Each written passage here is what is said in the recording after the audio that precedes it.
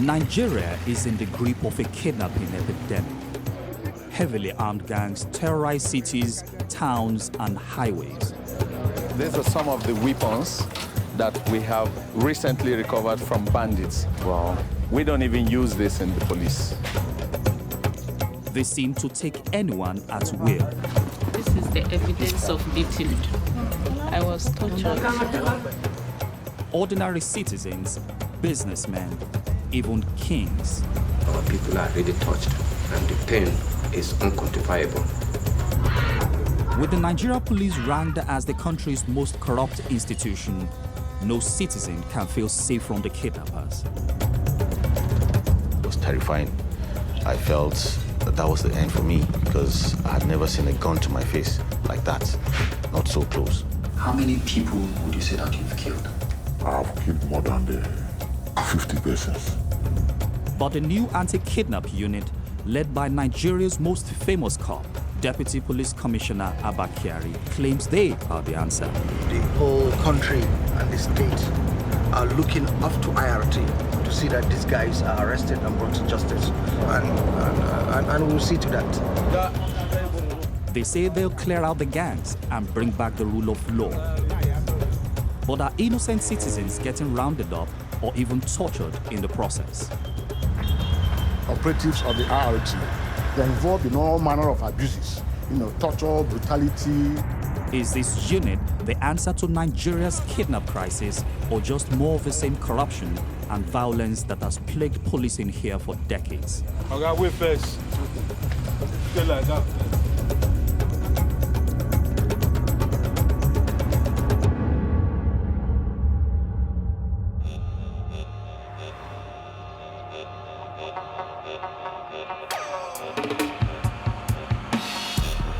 Northern Nigeria.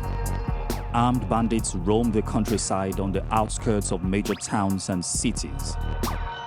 For years, they have terrorized local highways, kidnapping and murdering. Thousands of people have been taken, millions of dollars in ransoms paid. Nigeria is facing a kidnapping epidemic, and anybody can be a victim anytime. I've come to Abuja to meet an elite police unit taking the fight to the kidnappers and to find out if they're the solution to one of the biggest problems facing my country. The Intelligence Response Team, or IRT, was set up specifically to tackle kidnapping and armed robbery. Combining old-fashioned detective work with the latest technology has allowed them to track down and capture a who's who of Nigerian kidnappers since 2015. As a reporter who has spent over a decade covering crime in Nigeria, I've been invited to spend 3 weeks embedded with this unit to see how they work firsthand. You're welcome to the Intelligence Response Team office in Abuja. Assistant Police Commissioner Sonny Ubwa is second in command of the IRT. The way the structure of the IRT is that we have the headquarters and the command and control center in Abuja, but we have some offices in each geopolitical zone of the country. So this is where the coordination happens. So, yeah, morning, gentlemen. The first stop on Sonny's tour of the unit's headquarters is the intelligence hub at the center of all its operations. This is where all the analysis of the intelligence we generate is done. Then the product of this analysis is what we give to the team that goes out to the field for the actual operation. What you're saying is that what gets out of this office can actually mean life or death for your men out in the field? Definitely, definitely. Because if we miss a target here, they will fail in their mission. And we've recorded so far over 90% success in all the operations that we've had to carry out with the intelligence generated from here. So there's no voodoo room somewhere? Nowhere, no mystical powers, nothing. It's just young men and women dedicated to the duty, to their job, committed. So this is the secret, nothing more. Thank you. Sonny's own dedication and nerve was severely tested in 2017 when his wife and baby daughter were kidnapped by bandits from the family home. I was was really scared.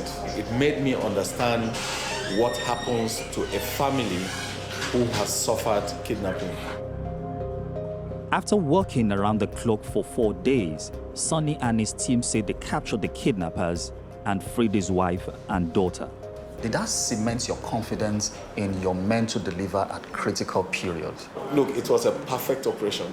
It was. It made me so proud. In fact, that was the aspect of the whole experience that gives me even more confidence, knowing that we can always get whoever. We can always get whoever, no matter where they think they are. Back out in the yard, we cross paths with an ongoing investigation. This is a unit on their way out again on a mission. These are suspects, sir? Yeah, these are freshly arrested suspects, and the team is getting ready to move out with them for further arrest, to trace their gang members, or maybe to search their houses for weapons or wherever they say their weapons are. Yes. IRT often offers suspects incentives in return for leading officers to the rest of the gang. I want to show you something now. Okay. Yeah. These are some of the weapons that we have recently recovered from bandits. Wow. They're about to go into storage. Okay. These are chain bullets and a general purpose machine gun. Wow. All of this were recovered recently during an operation in Benue State. These are sacks of ammunitions. You can see them. All of them are recovered from hoodlums, along with hand grenades and tear gas canisters.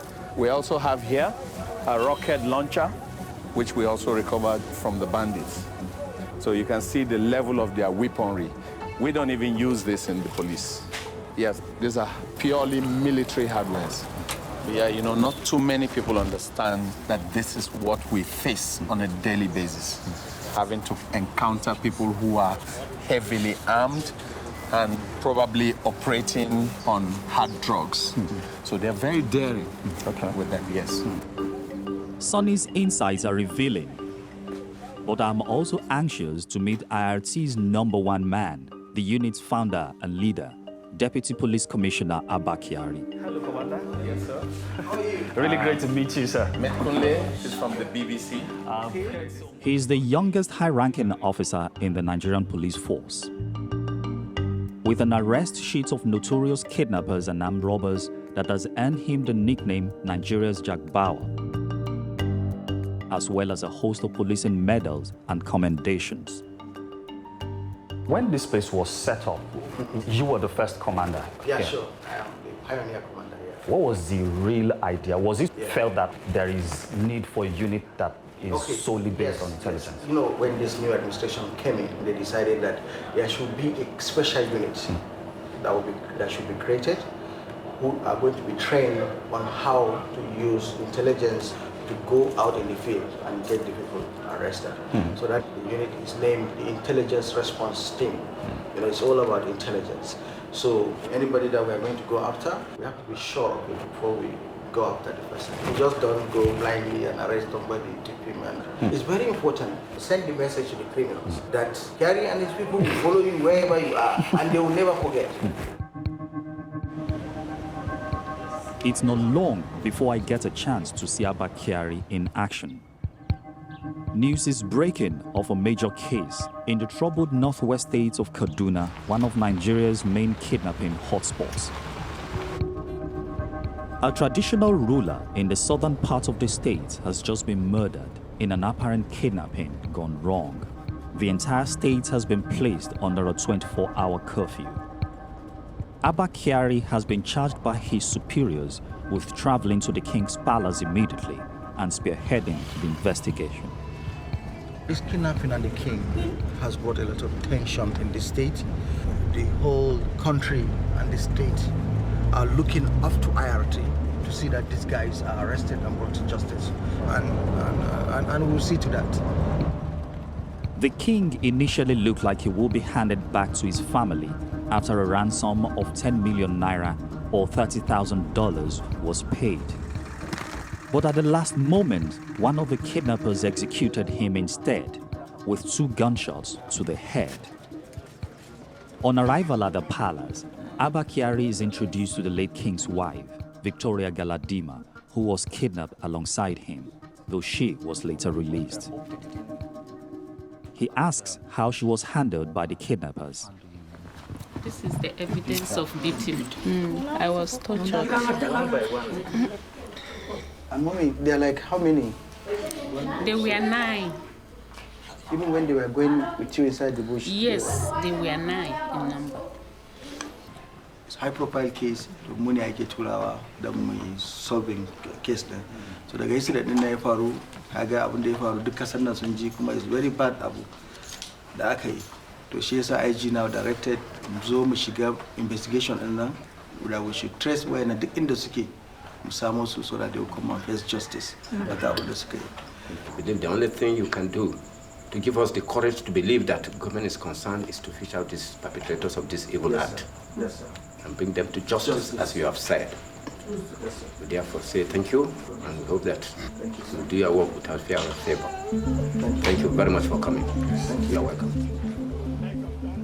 This case threatens to ignite ethnic tensions in an already volatile region of Nigeria. It's essential that IRT's actions are swift and decisive if retaliatory violence is to be avoided. The king's driver, Timothy Katari, was kidnapped alongside him and stayed with his chief to the end, narrowly escaping the same fate. Shot in the head. You can see where the bullet entered and came out. Now, Timothy is recovering from his injuries in hospital. The police. So say iskan bindiga sai sa na bude kofa sai na fadi kasa sai na kwanta kasa. Suka ta buga sarki da ne da madam muka shiga daji to dai already da ya riga mutu sai dogarin namu kuma sun mutu. They were marched around 25 kilometers into the thick bush. Yana da 100 million naira ya ba su za su sake shi. Dinga sai mai gida na ce shi bai da kudi. Sai suka ce to sun san wurin da za su ji gaskiya. Sai sun zo suka tube ne da safe. Suka ta man duka baya. After 5 days, the kidnappers reduced the ransom and allowed their victims to communicate with the chief staff so the ransom could be delivered. Sai suka ce to a kawo gudun sai aka ce to irin around 5 o'clock a kawo musu gudun. Sai suka ce mai gida yau za ka sha ruwa da driver din ga za ku tafi gida za ku sha ruwa muka ce mun gode. Sana ce a to in haka dina ne muna jin musu mota a kwalta su bar mu za mu kai. To lokacin da ya same na nan ban ji ba.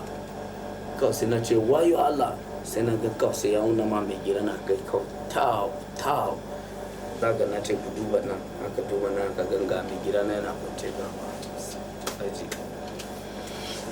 From what we discovered, altogether, like 8 people have been killed by this group in this very operation. So it's an extremely deadly group. Do you think that this same group might have been involved in some brutal kidnapping in the past where they've killed people? Yes, this it's possible. particular group? There are so many other kidnappings where people have been killed around Kaduna, all over. And it's all by this kind of people. I hope you understand. Abba Kyari's investigation continues. We head out to the very stretch of road where 1 week earlier, Timothy, the king, and the king's wife were taken from their vehicle and marched into the bush, and where 4 of their entourage were murdered in cold blood. District Police Officer John Hammond was the first policeman to respond to the scene and witness the carnage the kidnappers had left behind. What are we looking at right now? They are coming from this side. Yeah. When they are coming from this side, the chief's vehicle stopped here.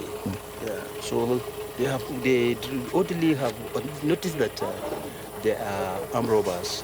So he removed his chevron from there. When he came here, they noticed that they discovered that he's a policeman because the horse of the pistol is with him here. So when they noticed that, they drag him down and shoot him here. Yeah, so, and you can see the spot where the bullet hit. Yes. You can see the small hole. So you can see that some people are already on the ground, and these guys went ahead to shoot them in the head. Shoot them and kill them. So It's very sad, very bad. But by God's grace, we are going to get them. They must surely answer for this thing. You can see the other one here too. You can see the spot. This is where they just fired the first time. Never experienced this. This is my 30 years in the police. I'm telling everybody, it's too sad. Very, very sad. Following a 6-month investigation, operatives from IRT arrested the suspected ringleader and charged him with the kidnapping and murder of the king.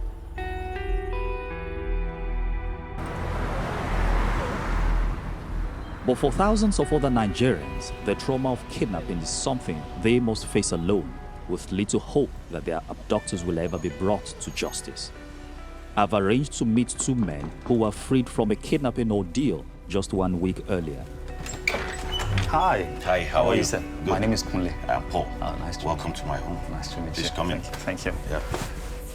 Paul Dama and Spencer Nguto Tobago were kidnapped while driving along a major expressway. In recent years, Nigeria's highways have become high-risk kidnap zones. I was the one driving, and it was around 4:30 p.m. We got to a full local government area in Kogi State. And then suddenly we heard a loud gunshot. And of course, I stepped off the accelerator. Then 4 or 5 of them came out from the bushes. All of them had AK-47 rifles, so the sound was quite loud. It was terrifying. They came out and were shooting sporadically in the air and pointing the guns at us in the car. And we came out of the car and they asked us to lie on the floor. And of course, at that moment, I felt that was the end for me because I had never seen a gun to my face like that, not so close. Paul and Spencer were forcefully marched into the deep forest for hours. Their captors only allowed them to stop once they were around 20 kilometers from the main road. Escape was now impossible. They now told us that we had been kidnapped and that we were going to call our families and friends to begin to send money because they only let us go after the payment of a ransom of 10 million naira each. How did that make you feel? I was scared. I was really, really scared because I started to imagine the trauma my family members were going to go through. Their friends and family were unable to raise such a huge sum. For 2 days, they begged the kidnappers to lower their demands while Paul and Spencer were beaten and tortured, often while their relatives listened on the phone. They meant business because they were beating us and they were very serious. They told us that this is no joke, this is no play, this is the business they do. In fact, at that point, the first night they told us that there's a shrine they have. When they want to kill you, they take you there and kill you. Finally, the bandits agreed to 1 million naira in exchange for each of their lives. 4 days after they were lifted from the highway, a friend dropped the ransom cash off at the bandits' chosen location and both were released. They were lucky. In Nigeria, many kidnapping victims are killed by their captors, even after the ransom has been paid. Are you the same person you were before you were kidnapped? No, absolutely not. It has really given me an entirely new perspective to life generally and what kidnapping in Nigeria is. So I think it's going to remain in my mind for a long time, I guess, and I don't think it will ever go off. I bet if you hear a gunshot now, it's I'm going to be really, really scared. I don't even want to hear it. 1 week on from their release, Paul and Spencer's hopes for justice rest solely on the actions of Abba Kyari and his team. I want them to face the full wrath of the law because if we don't comb these things away from our society, we're in for serious trouble. Paul and Spencer were kidnapped leaving the town of Ankpa, traveling along one of the highways that links Abuja with the major towns and commercial centers of northern Nigeria. We're on the same stretch of road Paul and Spencer were taken from. IRT team leader Maji Mohammed has been assigned to investigate. So what does each person here do? Of course, I'm the team leader. I coordinate virtually everything in the team. Clement, he has a specialty in tracking. Wow. He traces the main target with the intelligence. Then James here, he has that skills. He has the major quality and ability to actually get to the target. Based on Paul and Spencer's victim statements, IRT suspects a known kidnapping gang from the Fulani tribe is responsible for taking them. It's a high-risk operation, and the suspects have home advantage. Is this the most dangerous stretch of road in Nigeria? Yeah, it's amongst the most dangerous roads in Nigeria because these are, as you can observe, there's no human life existing within this area. These are thick forest, thick bush, very thick bush. So it's very, very dangerous because you never can tell when they'll come out to strike. And that's a good hideout for the criminals. According to IRT, 90% of kidnappers they have arrested in the past year have identified themselves as Fulani. Traditionally known as a peaceful people, the expansion of organized farming has driven the Fulanis off the pastoral lands they once grazed their cattle on. Left destitute but accustomed to surviving in the thick forest which line the highways, they have found themselves drawn into and uniquely well equipped for kidnapping. IRT's intelligence team has pinpointed one of the key suspects in the case. They are in luck. He's out of the bush and in town. This is the perfect time to go after them because they are more relaxed now. They are not armed. They are within town. So we just need to go undercover. That's why I'm taking off my uniform. I don't want any identity or anything because we are going there fully on operation now. So.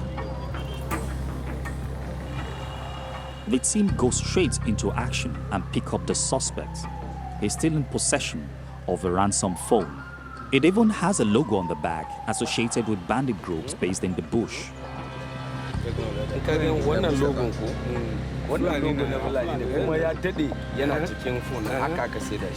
Mostly they use this big source from the Fulani. From this Fulani. They use for negotiation of the ransom.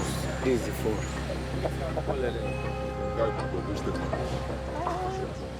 This is a major breakthrough in tracking down Paul and Spencer's kidnappers.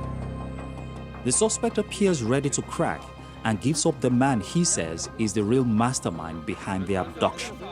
He's even prepared to set a trap. My brother, the person who is not me, relax, calm down. Now, how we want to exist? I go say that person where you discuss about the cow. The person don't ready, how go take seat.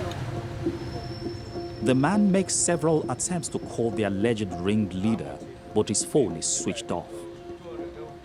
That evening, he sees his missed calls and rings back. Okay, where are they now? Go to Road. Okay, for what get we get yash. Okay, I dey come. The team head out in an unmarked car, hoping to snatch the alleged ringleader.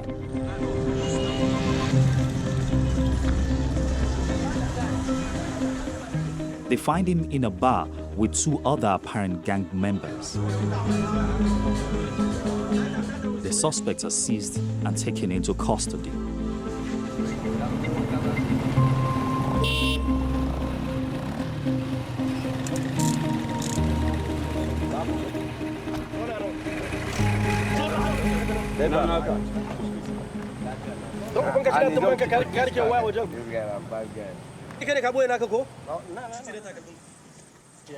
The unit's main suspect is adamant he wasn't involved in the kidnapping.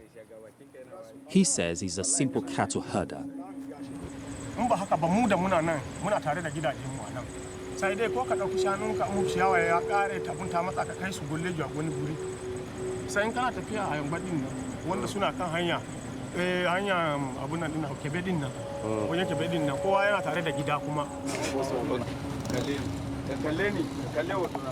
Margie immediately tries to confirm the suspect's identity.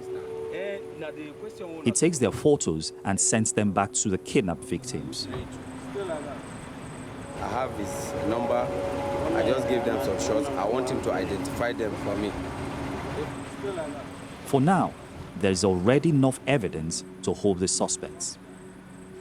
These alleged bandits might be off the streets for now, but I can't help wondering whether these men will ever have access to a lawyer, or if their families have even been informed where they are.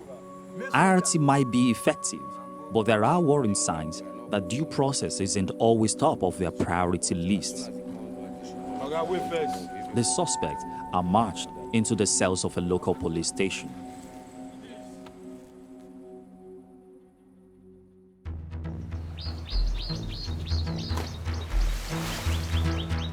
I want to get a better insight into what has driven young men across the country into joining these brutal kidnapping gangs. So I'm traveling south to where the kidnapping epidemic started, the oil-rich Niger Delta. It all started with the kidnapping of foreign oil workers, and when criminals realized how much money was involved, kidnapping spread nationwide. You get a sense of the danger once you enter the region, that kidnapping here can occur anywhere, anytime. In 2006, Niger Delta militant groups, angered by the unequal distribution of the region's oil wealth, began kidnapping foreign oil workers, plucking them from ships and refinery platforms on the high seas and holding them for huge ransoms. But what began as a protest soon spiraled into a multi-million-dollar criminal enterprise affecting Nigerians at all levels of society. And for a lot of young people here, kidnapping is not just a source of livelihood. It's a way of life, one they're willing to die or kill for. Through my contacts, I've managed to find an active kidnapper who is willing to talk. Like hundreds of other young men in the region, he made the journey from militant to professional kidnapper. He's insisted that we anonymize him as a condition of the interview. So what made you decide that this is the time to start kidnapping? Before I stopped the kidnapping, federal government, they went and attacked one of my community. They killed my brother, killed my sister, killed my daughter before I joined the game. And everybody, they did not have water, they did not have light. Those people, they did not have any food to eat.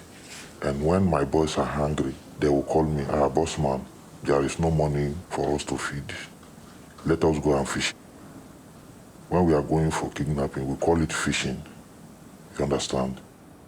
The profits from kidnapping can be huge, but so are the dangers.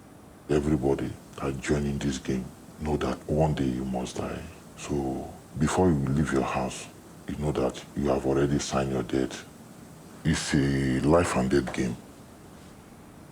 He insists whatever steps he's taken since, it has always been for the greater good. The last kidnapping that I did last year, I get up to 700-something million naira. Now, when you go to my community, they have a standard light now. And my men, all of them, are feeding very well. So anything that I'm doing, I am doing the sake of my boys. How many people would you say that you've killed? I've killed more than 50 persons.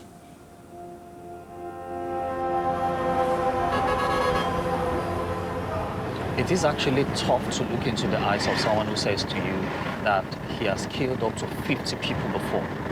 At every point in the interview, I was expecting to see some glimmer of remorse, but I didn't see that at any point in time.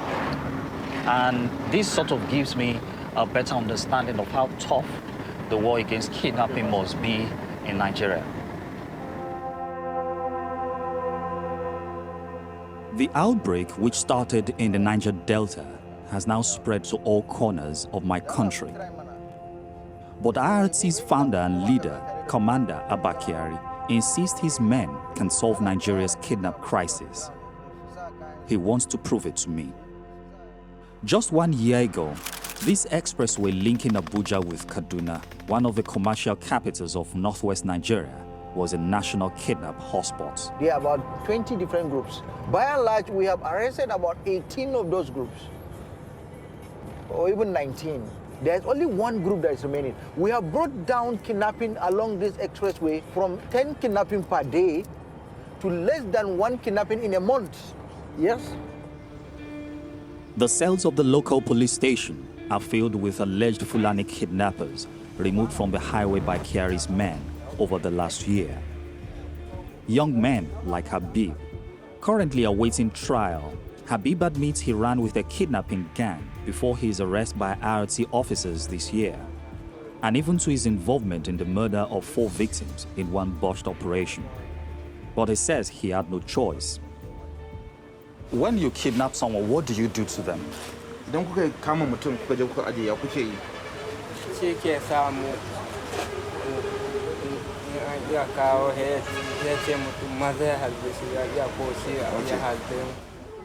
He describes how powerful Fulani tribesmen lured young men into committing criminal acts in return for payment, then use this to trap them into gang life.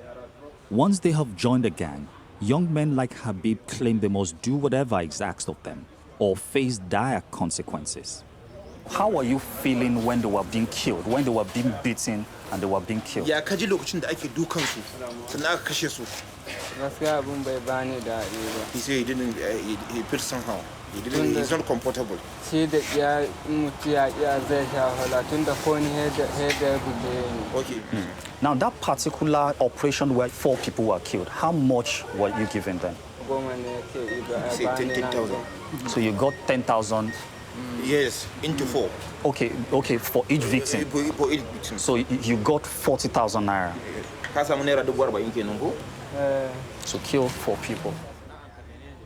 I can't believe that Habib was willing to conspire to kidnap and even murder his fellow citizens for just $25 a go. It shows just how desperate and poor these young Fulani men are. If you think back about what you've done now, do you feel bad about killing these people? Idan ka tuna abin da ya faru, ya kake ji a jikin kana jin daɗi? Domin Allah ba ni jin daɗi tunda da an je ya kira ni ta ya yake samu mu bugi mutum. Yes, he's not feeling happy. He's not comfortable. Domin Allah he's not comfortable. They just force him. They just force him to do that. They are not happy while carrying the kidnapping and killing. But that's what they normally say when you catch them. You say there's a boss somewhere that is ordering him. He's only bringing the family of these 4 people that your gang killed. What would you say to them? So he will ask for forgiveness. Habib's story is a familiar one to Abakari and his men. They have dealt with countless cases like this before, but the team also have their eyes on far bigger targets.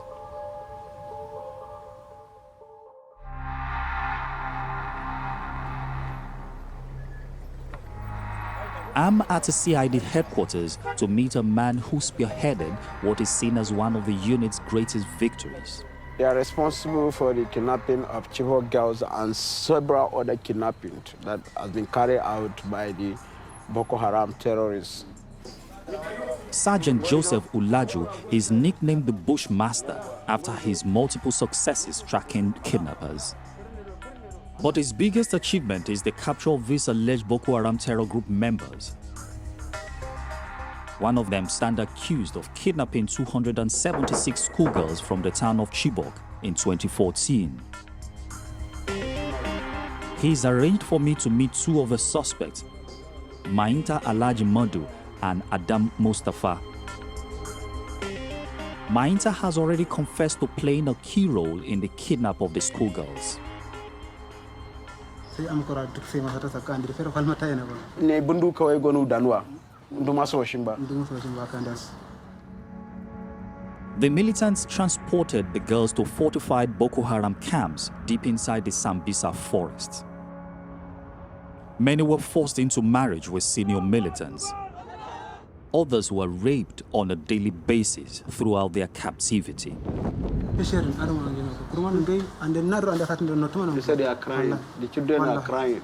What did you think of yourself as being a kidnapper at that time? You say it doesn't feel good. Though he admits helping to kidnap the girls, Mainta insists he never took advantage of them.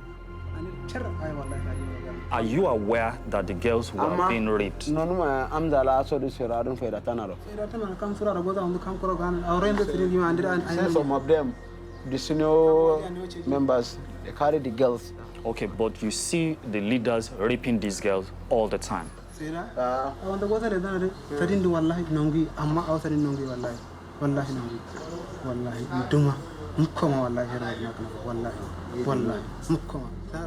But the second man, Adam Mustafa, certainly appears to have been involved in the exploitation of young vulnerable women.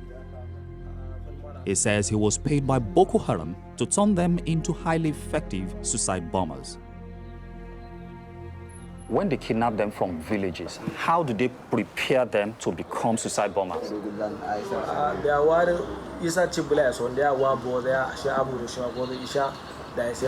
They will bring them to closer to the city.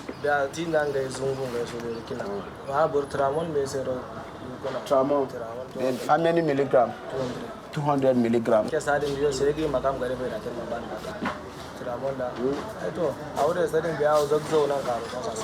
How many girls have you sent to her death like that?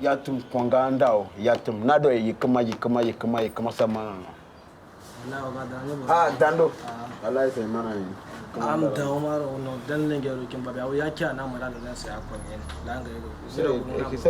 Are you saying that after many years of operating in Boko Haram, you can't even account for how many people that you've killed?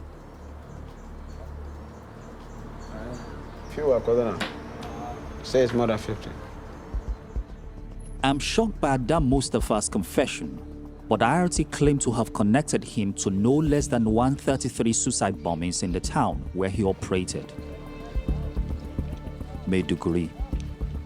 Interrogators believe the vast majority of those detonations were carried out by the victims of kidnapping. According to UNICEF, Boko Haram have kidnapped more than 1,000 children in northern Nigeria since 2013. So for every girl that you send to carry a bomb and send to her death, how much do you get paid? You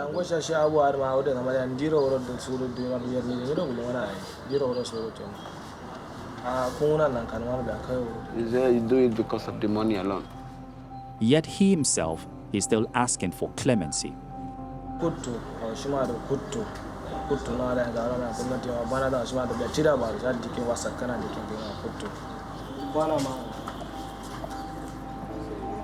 It's the story I've heard from most of the kidnappers I've met. I was forced to do it. I had no choice. But their victims may not find it so easy to forgive and forget.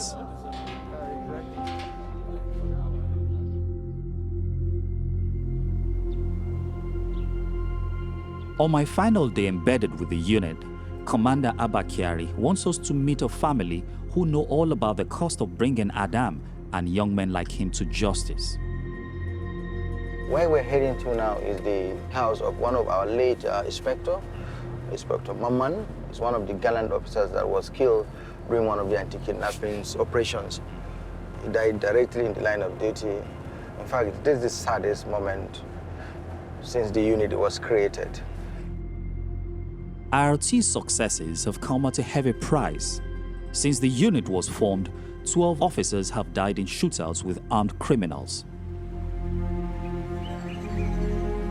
We walk through a series of dusty streets till we come to the house of the IRT officer's widow.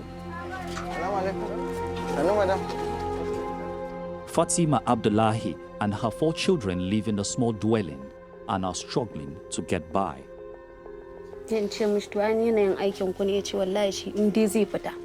Saboda in dai za a fita zai kira ce to kuma na addu'a ba za mu fita ko a kashe mu ko mu kashe shi ka'idan aiki wallahi ko a cikin gida in gida ma sun sani in dai zai dawo zai tafi sai ya tsaya tsaka gida ce to matan gida to ni kuna ba shi goyen baya tabbas saboda shi gaskiya mutum ne in dai aiki ne gaskiya. Fatima should be due a state pension as her husband was killed in the line of duty. But 4 months after his death, no financial support has arrived. Akwai taimakon da za a mana gaskiya muna roƙon alfarma a taimaka mana din. Yake dan bamu abin da muke ci, muke dan yin wasu abubuwa makarantar yara duka yanzu duk ya tsaya yanzu duk ba sa yi. Makaranta ko me yake zai bari yazo. In dai ya shafi makaranta saboda zai ce shi yana so yaran shi su karatu. Inda yanzu taimakon da muke nema gaskiya dan taimaka mana mu dan samu inda dai zamu zauna da yaran tun da dai ƙanana ne ba mu da kuma wani abin yi gaskiya. Tun da dai Allah yawan bai gidana rasuwa gaskiya na samu matsaloli da yawa na rayuwa. According to Abba Kyari, this state of affairs is all too common for public servants in Nigeria, and one of the key obstacles to creating a better police force nationally. For the country to take care of our heroes is very, very, very important, because this will increase tremendously the morale of the men out there in the field. When they see that if they are injured, the government will take good care of them, get the best medical treatment.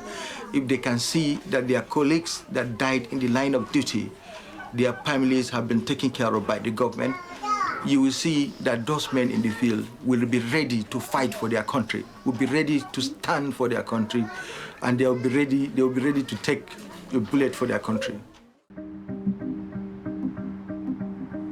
I've seen considerable evidence of how effective IRT has been in combating kidnapping gangs in the north. But in another part of the country, worrying reports are emerging. I've come to Lagos to meet June, not her real name. Her husband was a suspect in a major kidnapping case under investigation by IRT. In a bid to get to him, a group of IRT officers allegedly picked June up off the streets. She claims they then tried to force her to give up her husband's location by subjecting her to forced imprisonment, torture, and degrading treatment for several days. On that very day, in the morning, I got an SMS that I have a DHL parcel. And I didn't call the number because I know that I'm not expecting any parcel from anybody. They called back again. They asked me the closest bus stop to my area. I told them it's Olowonla bus stop. They said, okay. So when I got there, I saw 4 men. They are not in uniform, they are mufti. They said that I should enter the car. I said, I don't know you people. How can you just come? So all of them, they just hit me, bundled me inside the car. They brought out a gun and said they are going to shoot me if I don't close my mouth. June says the IRT officers drove her to the Lagos State Police headquarters. There, they placed her in a cell alongside other prisoners. They now say that they want my husband. I said, he's not around. So, I'm not my husband. Why should you come and pick me just like that? That they should please leave me, let me go. That I have a baby, a 1-year-plus baby. They say no, that they are not going to release me, that I'm going to stay there for 4 months. And I'm begging them, please, can I make call and call my people? They say no, that I'm not going to make any call, that nobody will know where I am, that I will rot in the cell there. I say rot in the cell, that please, for the sake of my baby, please, can I go? If I just mention it, they will start beating me. Periodically, officers will take her out of the cell to an office inside the station where June claims they will interrogate and torture her. The final time this happened was, she says, the most brutal.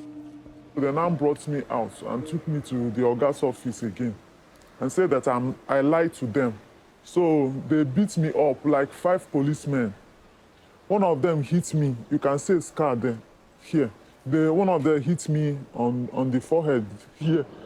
That was when I fainted, when blood started splitting all their office. How did it make you feel, being in custody and not knowing what in particular you've done wrong? I feel so bad. I never know that somebody will come and pick somebody that didn't do anything or have any connection with any crime at all in her life, because all my life I've not been to a police custody in my life. And while you were in custody, what sort of treatment did you see was meted out to other inmates that were inside the cell with you? They used to hang them. They would tie their hand back, tie their leg, and hang them up. So blood. Are you saying they hang women like that? They hung women like that? Yes. That the blood will just enter your eyes, your head, everything. When they hang you, anything they ask you, you say yes. Even if they tell you that you kill your father, you kill your mother, you say yes. Are you sure that the IRT members were the ones who did this? They are the ones who did it. They are the ones. It's impossible for us to verify whether IRT officers did indeed engage in these horrific punishments. June has turned to local civil society group, the Network on Police Reform in Nigeria, or NOPRIN, in a bid to get justice. Okechukwu Nwaguma is NOPRIN's national coordinator. He says June's experience reflects a regular pattern of behavior by IRT officers operating out of Lagos. The truth is that IRT has been able to crack a very good number, very high numbers of, violent crimes, armed robbery, kidnapping, and because of that, Nigerians always see IRT, particularly Abakari, as a hero, but many Nigerians are not aware, or even if they are aware, they're willing to overlook the excesses, the way IRT treats criminal suspects while in their custody, and which for us is an issue of major concern. Now, what has your findings unearthed about the way they treat suspects?